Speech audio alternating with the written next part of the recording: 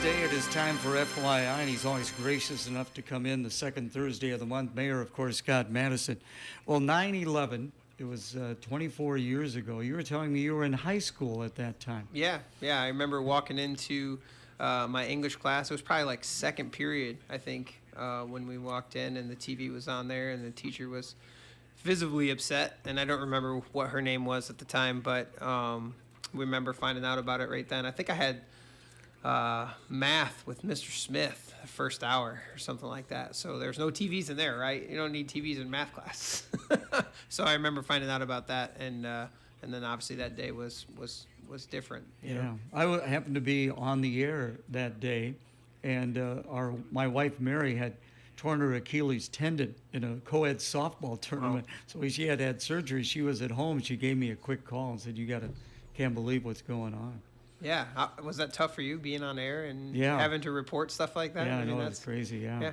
I was telling you, I can recall when John F. Kennedy was assassinated, I was sitting in fourth grade at Horace Mann, and our principal, Stanley Reeves, of course, we got the Stanley Reeves Award now in Clinton, and he came on and made that announcement. But yeah, it's just tragedy. And as you pointed out, there was another assassination yesterday. Yeah, it's just pretty crazy that, we turn to violence because of a differing of an opinion, which is what we're assuming yesterday, why that happened, and probably why JFK was assassinated and things like that, right?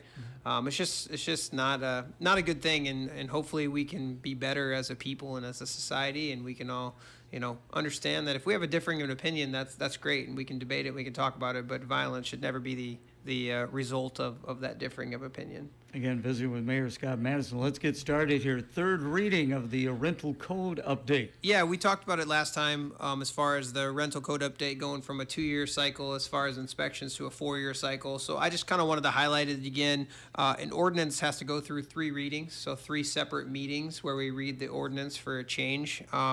And we did the second one this week. The third one will be on September 23rd. So if you are a rental property owner or something like that, I just want to make sure that you're aware that those things are changing. And if you have feedback, positive, negative, whatever it is, if you feel like you need to give us some feedback, you can come to the meeting on the 23rd and do that, or reach out to myself or a council member beforehand. But it's a pretty big deal, and we have several thousand rental properties in town, so it affects a lot of people and a lot of companies who own those types of things. So I think the structure is really good. There doesn't seem to be any opposition from council. Everybody's pretty on board with it. They had a committee of landlords that met with city staff and kind of put the plan together and brought it to council. So it's pretty solid. I think it's great, and but just another chance to get some feedback if you're interested in that topic. Again, for our listeners, and you did talk about this last month, what are the changes that are coming about? Basically, right now you're on a 2-year rental cycle. As if you own a rental home, as far as the inspection of make sure it's up to code, you'll be moving to a 4-year. As long as you pass your inspections and everything's kosher and you're doing everything that you're supposed to do, it goes to a 4-year cycle, which is pretty exciting. Obviously, there is some. If you're not passing or you have deficiencies, you could stay on a 1 or 2-year cycle depending on what the code official thinks as far as the property goes. But for the majority of our units, we should be seeing that 4-year cycle, which is really good. The fee schedule will change a little bit too. It'll be a yearly fee, so to speak, for having your rental certificate. So all those changes are listed at the council meeting, or on the council agenda from the Tuesday night this week, and then they'll be on there again on the 23rd. This all goes into effect January 1st, so we're not rushing anything. We've got some time to kind of get through it all. So who does these inspections? Rich Foley does inspections. Eli Voss, and then we just hired a new inspector, and I can't remember her name. Coppice. She was a golfer. Brittany. Oh yes. Brittany really? Coppice. Yep. Okay. So she's just got hired into that office. Oh, great. Yeah. So those would be the 3 that are mainly out there doing rental inspections and things of that such. So. All right. Very good. Yeah. Manufacturing Drive. How we doing? Just wanted to say, I mean, we're a little behind. If you look at if you go to our website, you can go to the Manufacturing Drive and you can see the different phases and the dates when they're supposed to be started and completed. We're a little bit behind on a couple of the phases, but phase 1D, if you look on there, that's like the intersection right next to College Avenue. So it's Harts Mill, South Bluff Boulevard. That's going to get reconstructed. It's going to move on the other side of the Painted Rock and match up with 13th Avenue South. So that has started. So there's a detour there. You can't, if you come down College Avenue, you have to go left. Now you can't go right down in there, but you can go South 17th to 13th Avenue to get to Ray's Timeout and all those businesses that are right there. So there's still a detour to get down there. 17th will be another detour that'll be get reconstructed. That's phase 1E, I believe. So that's not started yet, but you can see the different phases on there and what the progress is supposed to be. I would encourage everyone to get on there on the Bluff side of things, because that's phase like 2A through 2E, and you can look and see like how those things are going to match up to. So this is important to stay apprised of that, so you know kind of what it looks like. Bridges are going well. You can see that we've got some things paved and open, right? Yeah, it's starting to look good down there. And if you use that little stretch between College and like South 19th there, if you have gone on that, you can visibly, and just you feel it's wider, it's much more open there. It's actually going to be really nice. I can't wait till the whole thing's done. Yeah, that area right there, I mean, it seemed so narrow and rough. Right. And it was so well traveled, though. Now you drive on it and it's like this nice wide road. You've got room to maneuver. You're not worried about scraping your tire on a curb. It's really good. So I think the progress we're making is good. But obviously weather and all that kind of stuff and availability of contractors and material, it all plays into timelines. So just be patient with us as we're working through it. And speaking of, the work being done, I mean, will they work up until like the snow starts to fall? Yeah, they will. There's a potential that from South 19th to like Nestle, there's potential that whole thing across the bridge and everything will be open for a little bit of time, because I don't think the second bridge is slated to start until early next year. So if this bridge gets completed, that whole corridor may be open for a couple months during the winter until they can get the other bridge started. They're not going to start the bridge in the dead of winter when it's snowing and all that stuff. So, but that could be subject to change too if the contractors feel like they can do it. So. And what a project it is. I mean, because it's going to go all the way to 4th Street to the north end. Yeah. I mean, it's crazy. Yeah, it was like a 4.5 mile stretch or something like that. Okay. You've probably run it a few times. Oh yeah, right? yes. So now you're gonna have a path along there to run or bike or whatever. So yeah, it's a good stretch, and it's gonna look really nice, and it's gonna be a great corridor to drive now. It won't be as congested and as tight as it is now. Yeah, that'll be great. Let's take a break for the weather. More with the mayor right after this. We'll see more sunshine for your Thursday and more warmth, too, as temperatures push a little bit further into the 80s. Your afternoon highs will be in the mid-80s, but the humidity will remain low. A few clouds, otherwise mostly clear tonight, and mild overnight lows settling into the mid-50s. With your Storm Track 8 weather impact forecast, I'm meteorologist Andrew Stutzky. Right now we do have sunshine, some broken clouds, 65 degrees. Our update brought to you by Morrison Community Hospital. Morrison Community Hospital is proud to welcome Dr. Trevor Troutman to their medical team. Dr. Troutman is excited to return to his hometown and serve the community that helped raise him. He is dedicated to caring for patients of all ages, from infants to older adults. Whether it's a routine well-child checkup or a Medicare wellness visit, they look forward to the compassionate and comprehensive care he will bring to their patients and community. Morrison Community Hospital. Call 815-772-5511 to make an appointment with Dr. Troutman. Again, on FYI, visiting with Mayor Scott Maddasion of Clinton. Let's talk about the strategic planning that's coming up Tuesday. Yeah, so next Tuesday, the council and myself have a strategic planning session. The full-time staff went through their session 2 weeks ago, I believe now. We did it in 2022. We did a strategic plan for 2022 to 2024. We've gotten through most of the items on there. That was the focus of the council at that time when we did that. So we're going back through that strategic planning process again. And that comes down to last time we did a new vision statement and a mission statement of the city. Obviously, we have those things locked in now, so it can be as simple as that, or it can go into long-term planning. As one thing that I will bring up, that I really want to build that sports facility, right, where we have more opportunity for indoor courts, maybe an indoor track, out, some new ball fields. We have the plan through the Parks and Rec, but that's one thing on my horizon that I would really like to see done over the next 5 to 10 years. I think it's important for our youth to have the proper facilities to grow up with, as far as athletics and things like that. I mean, you're probably same as I am, assuming that I think athletics is an important part of growing up, right?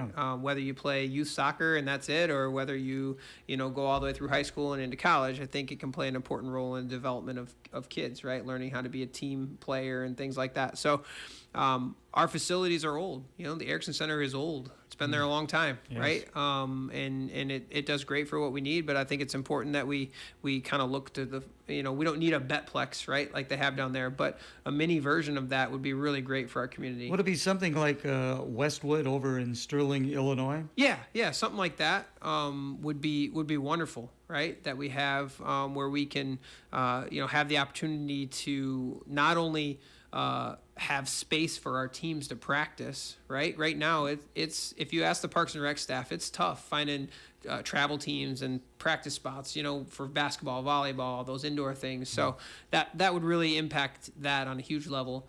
It would help our youth programs as well. I mean, youth soccer is great. And look at that facility, right? Yes. Just imagine what basketball and volleyball and things like that could be if we had the capacity to do that, right? So that's one thing that I'm really focused on. I think that'd be a huge thing. Obviously, it's going to be a decision of the citizens, because it's going to be a high price tag to do something like that, right? But I think we need to start planning on when we can get that on a referendum vote, so the citizens can tell us, do we want to do this or not? And then we can plan for it. Where would you be looking at in town to do that? Would it be like where the Erickson Center is at, or where? The original plan is building on to the Erickson Center, right? I think the thoughts have shifted. Maybe we get a standalone facility at a different part of town.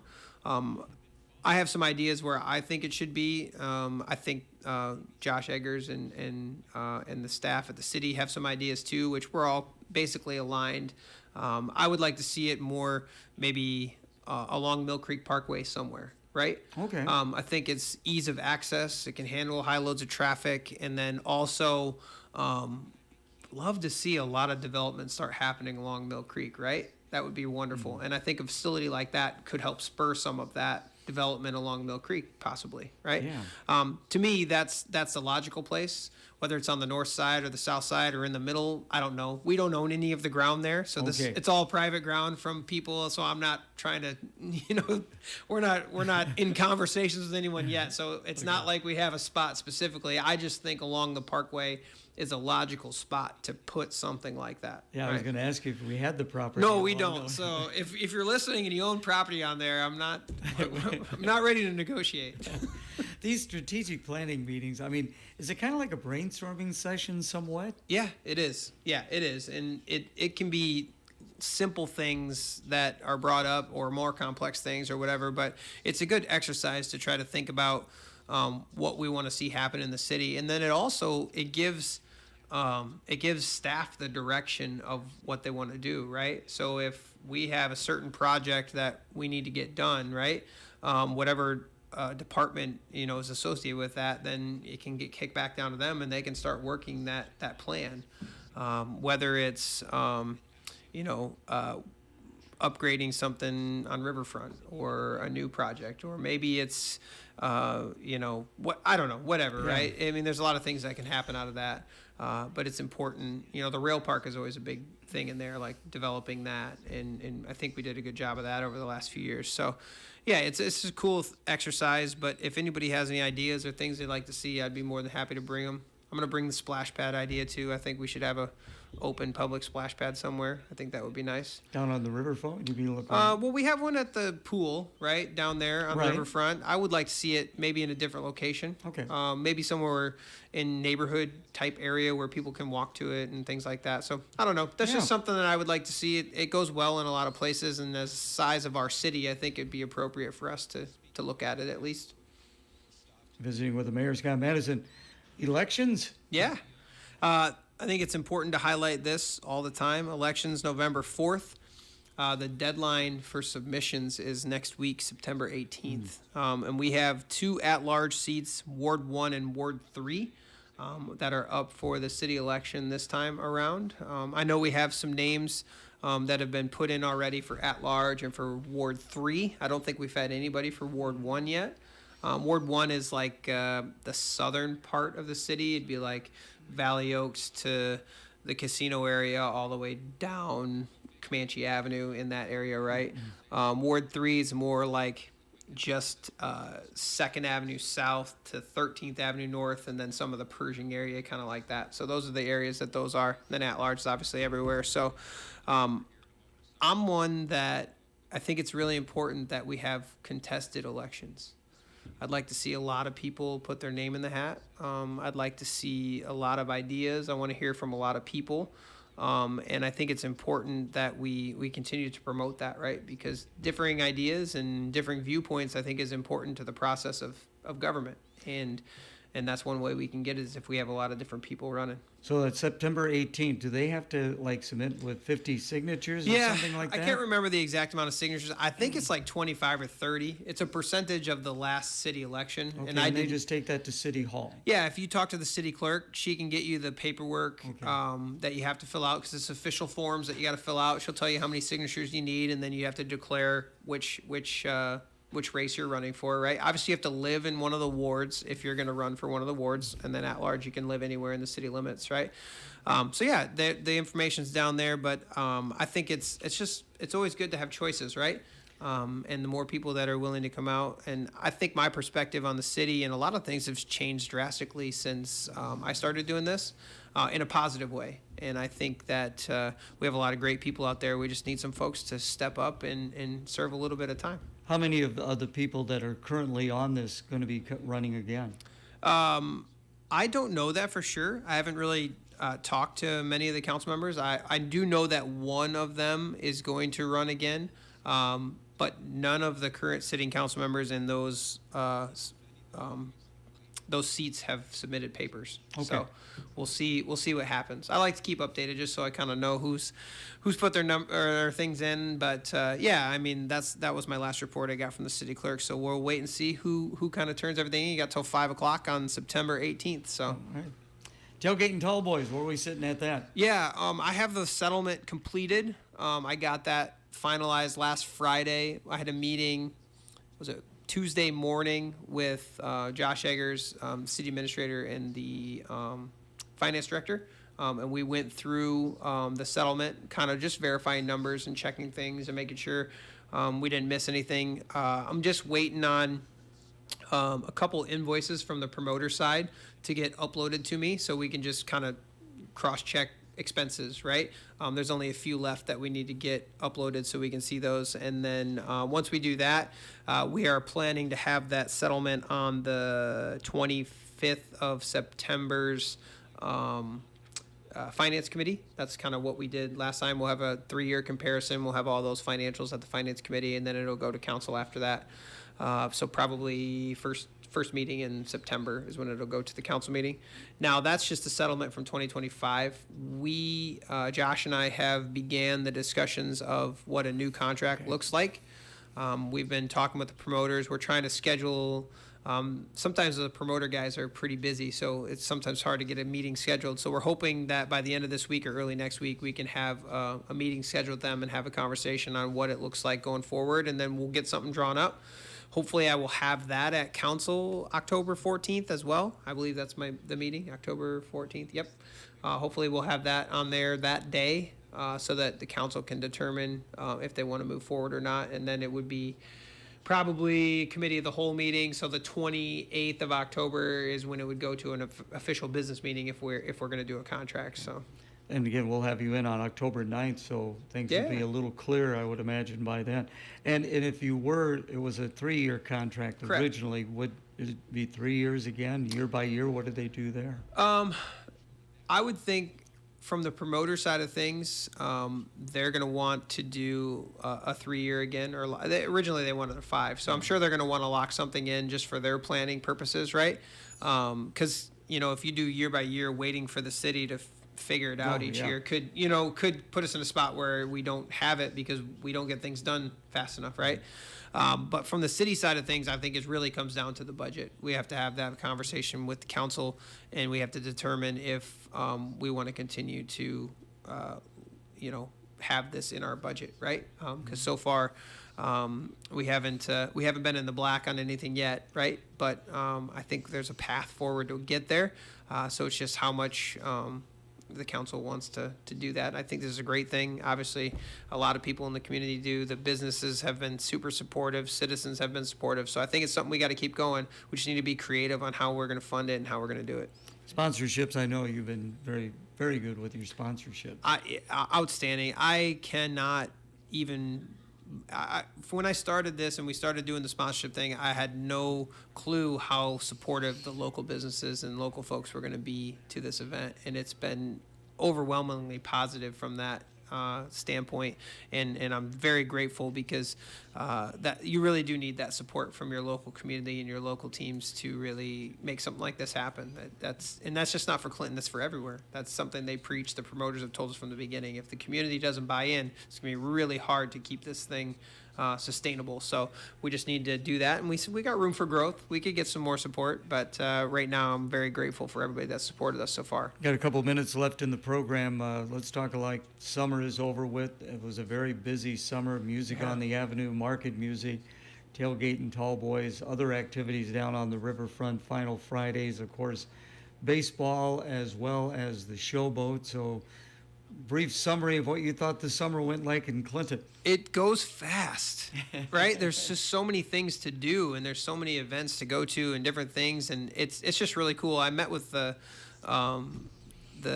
folks at the Lighthouse School the other day. They've got like 30-some kids now or whatever, and they asked how they can get involved in the community. And I'm like, just show up to all these events, right? Just be part of the community and just show up to these things and enjoy yourself, and maybe you can find your way to volunteer for something. But we got great groups in town, and we have kind of capping off. We got the Fly Iowa on Saturday, That's right? right, So yes. the air show out at the airport, which is going to be really, really cool. And that starts at, I think gates open at 3:00. They're going to do some shows during the daytime, and then they're going to have like nighttime, like light shows and drones and planes and stuff. So it's going to be a really cool event as well. So, I mean, although summer's over, we're still doing stuff, right? We still got a lot of things going on. Hey, if people want to find out more information, how can they best do that, Scott? Go to the KROS website. No, There you go, can yeah. always Listen to the program. Yeah, listen to the program. You can always go to the city website. You can reach out to myself or council members. We do a lot of stuff on social media as far as Facebook and things like that. So that's always a good place to see a rundown of things and highlight events that are going on and things like that. So we're hopefully hitting all the right marketing areas so people are informed on what's going on. We appreciate you coming in. Thanks so much, Scott. Yeah, thank you.